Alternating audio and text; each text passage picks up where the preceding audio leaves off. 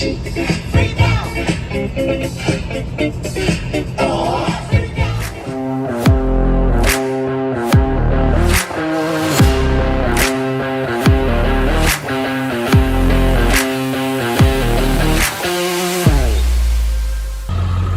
here we are, picking up that one, going to Little Rock, Arkansas. It's in there a little tight.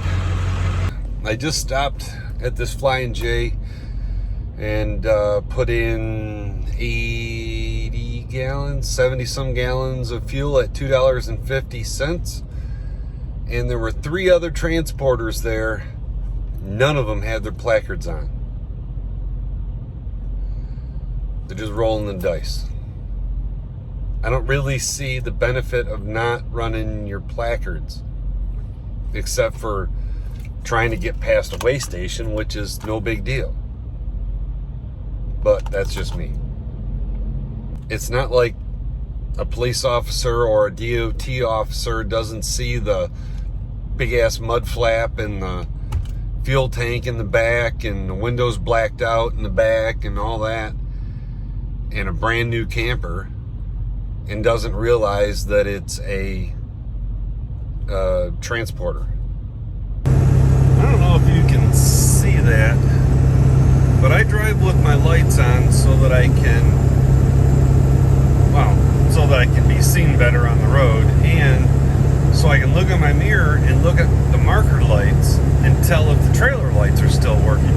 Because if something comes unplugged, you don't know. And that marker light, you just can't tell that it's on, which is super annoying. It's like really flat, and you can't see it from the side. If you look here, you can see the marker light on up there, but that's difficult to see in my mirror. I like to look at these ones on the side, and you can't see the other one either on the other side. Just annoying on this camera. Made it to Memphis. Got about an hour and a half till it deliver. Stopped at a TA over here. Got a good shower last night. Had an awesome night's sleep because I got the AC fixed yesterday morning. It was just a little low, so when I was sitting idling, it wasn't very cold, but it was awesome last night. So, just finished up pre-trip. All lights are working. Everything's good to go. We're gonna go deliver. Well, delivery went good. Pretty painless. Took about, I don't know, maybe 40 minutes. Hey, he had some trouble with the back door. The keys wouldn't unlock it. I never messed with that door. I checked it, it was locked, I left it alone. The other door I had to go in for my paperwork, and it worked fine. But other than that, no issues. I actually got my first on the paperwork thing that said no driver damage. Not that I've had any damage on any of the other loads, but some places said they're not allowed to write that on there. This one, I didn't even have to ask for it. Put it on there. So that's cool. I'm hoping to get a load going to Michigan on my way through. If not, I'm going home. I'm going to do a 34-hour reset and take a couple of days with my family and then get back on the road. Right now, the load boards are banging, so that's looking good. There was a whole bunch of like 22 lights, paying a lot less, but there was still a lot of good loads too. A lot of them going to the Northeast. I really don't want to go to like New York. I'll let the New York guys take the New York loads. But I would like to go out west, but right now it seems like there's not a whole lot of loads going west because of the wildfires. It's really bad out there. At least that's my theory. The loads kind of dried up to the southeast when the big storm came in. The west has been pretty dry. And I don't mean dry like wildfire dry, although we got that going on too. It's just not a whole lot of loads. think there's like one going to North Dakota. And then I saw one that was on the board going to Oregon. That's a long way. But it hit the board and was gone like 5 minutes later. So I was gonna end that video with the delivery to Arkansas. But I just got a call from my dispatcher, and I've got a 36-foot fifth wheel that's going north to Michigan, which is where I'm from. And I have to go that way and do my 34-hour reset anyway. So I took it. She said, "You want it? It's on your way home." Sure. It's not really on my way home. It's a little bit out of the way, but, and it's a really short run. It's not super long, so it's like $300 or something, but no pickup fee, and they take Saturday delivery. But Saturday only until 2 o'clock, so I got to get it there by tomorrow at 2 o'clock. It's going to be tight. I'm going to have to eat up this road to get back to Goshen to pick it up, but I think that I should be there about noon-ish. Just have to see how traffic goes and things like that. I don't know why I keep saying we. I mean, like, you and me, but I'm all alone on this trip, so it's not we. I don't have my dog, I don't have my son, I don't have my wife. Nobody's with me on this one, so it's just me. Me. I remember this road. I hit this last night. I thought my wheels were falling off. Dear God. I'm on I-55. This section is horrible. I have developed a small leak in my fuel system. It is in the filler neck, in the metal part, and it's rusted. It's like, not rusted like it's got a hole in it. It looks like the fuel is just kind of coming through the metal. It's one of the few things on this truck that have rusted, and it's just seeping through like a sponge. So when I turn on my auxiliary fuel tank, I don't know how much I'm losing. There's not a whole lot like on my back axle, like it's spraying back, but it's enough to bother me, so I'm gonna keep an eyeball on that.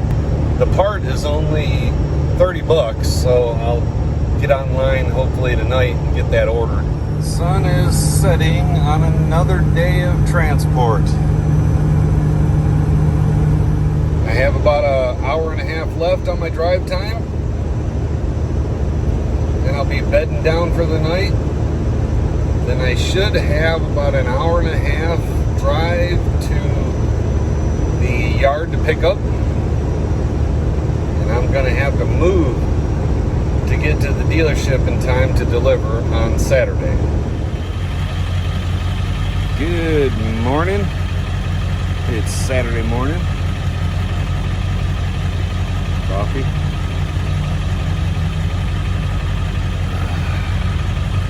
Got about 15 minutes left before I can start my pre-trip. So I'm hoping that it's going to be a good day today. Get this one picked up. Fifth wheel, 36 feet. Get it up to Birch Run, drop it off at that new Camping World dealership, and then get on home. Spend a couple of days with the family, do my 34-hour reset, and then get back out on the road, maybe get a load going to South Dakota or somewhere. Well, there we are. Holland Claus is loaded and we're ready to go. So I gotta go. Got a short time period to get there. Eastbound and down. Boy, I like fifth wheels. They just pull so much nicer and they're easier to hook up. I don't have to deal with the weight distribution bars and all that. Just back up, click, hook up your safety cable, And for equal weight campers, I don't see much of a fuel economy change between a travel trailer or a fifth wheel. This truck is just weird. It's, no matter what you put on it, it's kind of always the same fuel economy. It's not the greatest fuel economy in the world. It's certainly not what, you know, a 2-year-old truck would be. But for a 20-year-old truck, it's not bad. And for 10 gears. So the GPS says we have 3 hours and 19 minutes. And we have 4 hours and 4 minutes to deliver. It's going to be tight. If there's no traffic backups, we should be okay. But we'll see.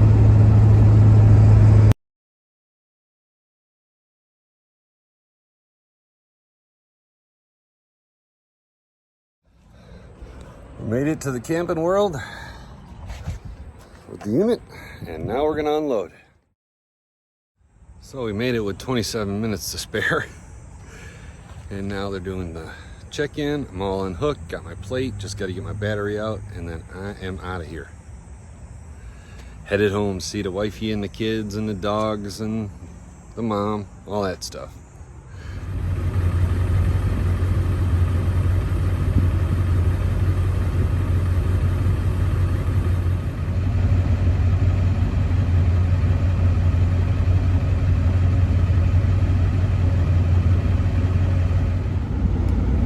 Okay, so it took about an hour to do the check-in. So, I mean, not horrible, but he was pretty thorough. This one was the technician that was checking it out, so he was looking at everything, looking for the warranty claims. A couple of times I've been checked in by like a sales associate, and they just pretty much go around it and they look and they go, "Oh, it's pretty," and then kick you to the curb. This one went over every screw and bolt and seal, and took a little while. So here's my last random thought for this trip. Something that somebody needs to invent this. It's transport related. Some of you will understand what I'm talking about, some of you won't. Some of you will think I'm crazy. Don't judge. Somebody needs to make a thing that clips on this vent, and it's got a hose that comes out of it. Then the hose, you can come down here and you can stick it up your short leg thing and cool things off. So there, invent that, become a millionaire. Just give me some credit. After being on the road for a week now, a little over a week, I think I would appreciate air-conditioned seats.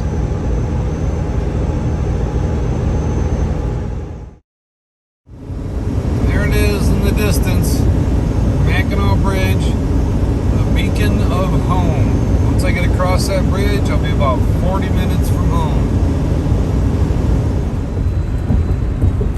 Mackinac Bridge is 5 miles long, which makes it the longest suspension bridge in the Western Hemisphere and the 5th longest between the anchors, between the cable anchors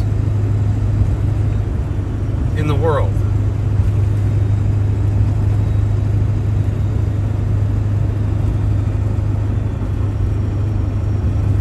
Out there called Mackinac Island. You can see it over there. There's about 500 people that live on that thing year round.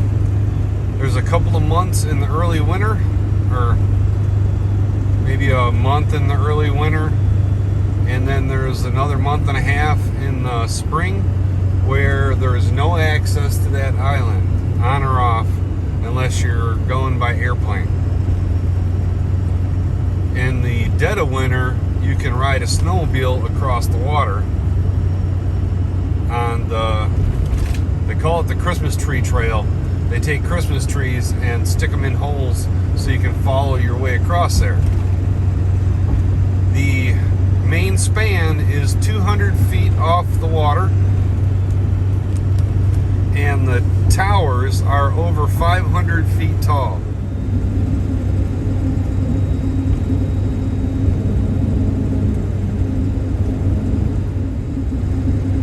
Pretty much they start painting it in the spring, paint it all summer, and then they come back next spring and start that process all over again.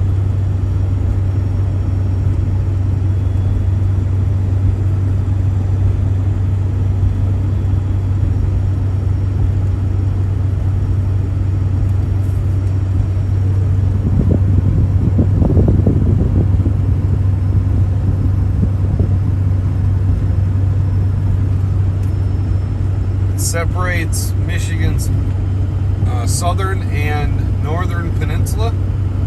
We call it the Upper Peninsula. One more random thing. Do you honk when you cross state lines? I do. Leave a comment down below and tell me if you honk or do anything special when you cross a state line.